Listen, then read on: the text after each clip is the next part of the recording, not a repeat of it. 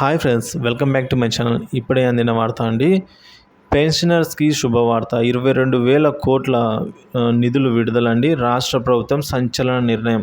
పూర్తి వివరాలైతే ఈ వీడియోలో తెలుసుకుందాం. వీడియోని ఎక్కడ కానీ స్కిప్ చేయకుండా ఎండ్ వరకు చూడనప్పుడు పూర్తి ఇన్ఫర్మేషన్ అర్థమవుతుంది. అలాగే వీడియోకి ఒక లైక్ చేయండి ఫ్రెండ్స్. ఇక విషయానికి వచ్చినట్లయితే తెలంగాణ రాష్ట్ర ప్రభుత్వం త్వరలో ప్రవేశపెట్టడం పూర్తి స్థాయి బడ్జెట్లో పంచాయతీరాజ్ మరియు గ్రామీణ అభివృద్ధి శాఖకు 51,000 కోట్లు కేటాయించాలని ఆర్థిక శాఖను ఆ శాఖ మంత్రి గారు సీతక్క గారు కోరడం జరిగిందండి.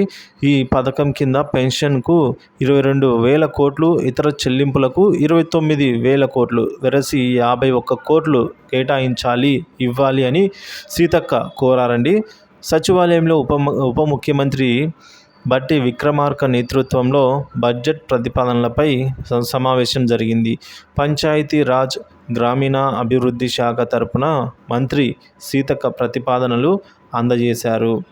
గత బడ్జెట్లో 23,000 కోట్లు కేటాయించగా ఇప్పుడు అవసరాలు, హామీల అమలుకు 51,000 కోట్లు పెంచాలి అని కోరడం జరిగింది. ప్రస్తుతం ఆస్రా కింద 12,000 కోట్లు ఖర్చు చేస్తున్నారు.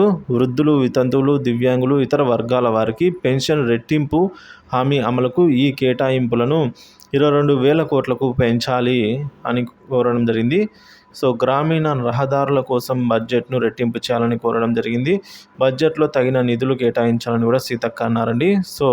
ఈ విధంగా మనం చూసుకున్నట్లయితే ఈ పింఛన్ను రెట్టింపు హామీ అమలు చేయాలని అయితే ఈ విధంగా ఇప్పటి వరకు ఏదైతే 12,000 కోట్లు పంపిణీ ఉందో దాన్ని 22,000 కోట్లకు పెంచి ఇవ్వాలి అని చెప్పేసి ఈ పూర్తి స్థాయి బడ్జెట్లో అయినా సరే పెన్షనర్ సంబంధించి ఈ బడ్జెట్ నిధులు విడుదల చేయాలని ఆ శాఖ మంత్రి అయిన సీతక్క గారు కోరడం జరిగింది ఫ్రెండ్స్.